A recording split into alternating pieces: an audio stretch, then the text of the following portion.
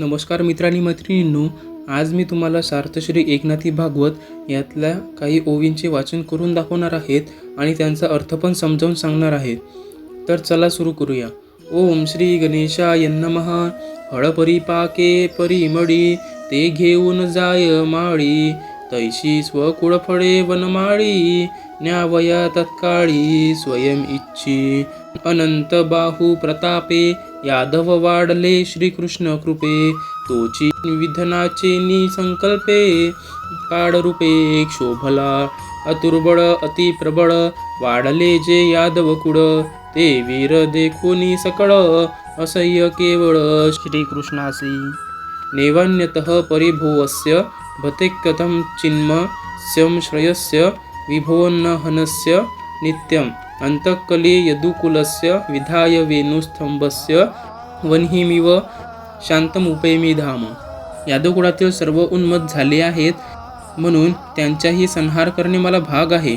यास्तव वेळूच्या बेटात अग्नी होऊन तो जसा संपूर्ण बेटाला जाळून टाकतो, तसा मीही यादवकुळात आपसात कलह अग्नी उत्पन्न करून त्यांचा संहार करतो आणि शांत होतो. त्यानंतर मी आपल्या वैकुंठ धामास जाईन. मज गेलिया निजधामा हेची प्रवर्तती अधर्मा. श्रीयोन्नत अतिगर्व महिमा मुख्य अकर्मा निज हेतू. हे मदबळे अतिप्रबळ अतिरथी झाले सकळ. यांची अप्रतिमल्ल दिग्मंडळ याते दमिता केवळ मी ऐकू. हे नाटोपती इंद्रादी देवा दैत्य राक्षसांका दानवा. शेखी निर्दाळा वया यादवान मागुते मज तेव्हा पडेल येणे.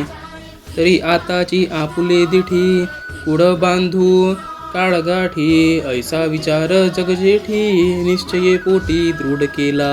यदुवंश वंशजाळी वाढली श्रीकृष्ण कृपा जळी. तेथे अकृपेची इंगळी ऋषी शाप मेळी कपटे पडली. ते मुडी पेटली श्रीकृष्ण संकल्पे धडाडली ब्रह्मशापे. ते स्वजन विरोध रूपे काळाग्नी कोपे नाशिल. ऐसे यादव कुळ निर्दळन करुनिया स्वयं श्रीकृष्ण. निरसुनी निजधामागमन स्वलीला आपण करू इच्छी.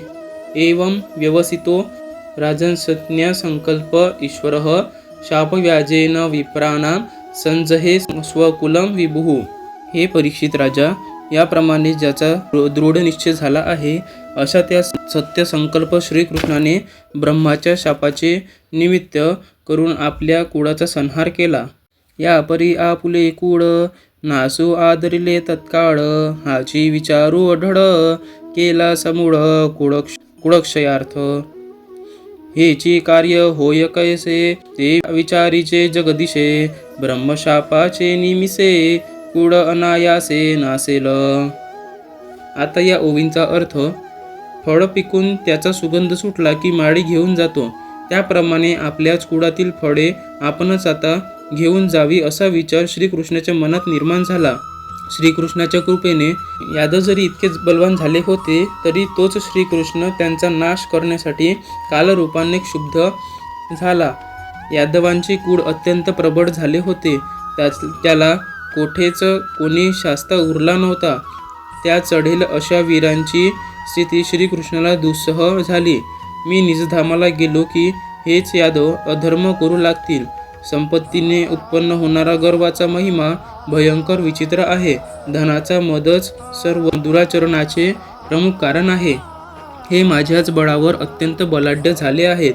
यांच्याशी सामना करणारा या भूमंडळात कोणी उरला नाही. यांचा गर्व मीच उतरवू शकेन. इंद्रादी देव दैत्य राक्षस दानव इत्यादिकांतील कोणालाही हे आवरता येण्यासारखे नाही. त्यामुळे त्यांचा नाश करण्यासाठी मलाच पुन्हा अवतार घ्यावा लागेल. याकरिता मी आताच माझ्या डोळ्यांदेखत माझे सारे कुळ काळाच्या तोंडात देत आहे, असा श्रीकृष्णांनी मनात विचार करून यादवांना मारण्याचा दृढ निर्धार केला. यदुवंशरूपी कळकाचे बेट श्रीकृष्ण कृपारूपी जलाने वाढलेले होते, पण यादवांच्या कपट आचरणामुळे त्यांना ऋषीचा शाप होऊन भगवंताच्या अवकृपेची ठिणगी त्यात पडली. श्रीकृष्णाच्या संकल्पाने त्या ठिणगीच्या मुळाशीच पेट घेतला. ब्राह्मणांच्या शापाने त्या अग्नीचा भडका उडला. ती आता स्वजनाच्या विरोधरूपाने आणि काळाग्नीच्या कोपाने सर्वांच्या नाशास कारण होईल. याप्रमाणे यादव कुळाचा संहार करून श्रीकृष्ण आपल्या निजधामास जाण्याची इच्छा करू लागले. याप्रमाणे विचार करून श्रीकृष्णांनी आपल्या कुळाचा समूळ सत्वर नाश करण्याचा दृढ निश्चय केला. पण हे कार्य सहज कसे होईल याचाही त्यांनी विचार केला. ब्रह्मशापाच्या निमित्ताने माझे कुळ अनायासे नाश पावेल. धन्यवाद. आणि माझ्या चॅनलला सबस्क्राईब करा, लाईक करा आणि शेअर करा. कमेंट करायला विसरू नका. खूप खूप धन्यवाद.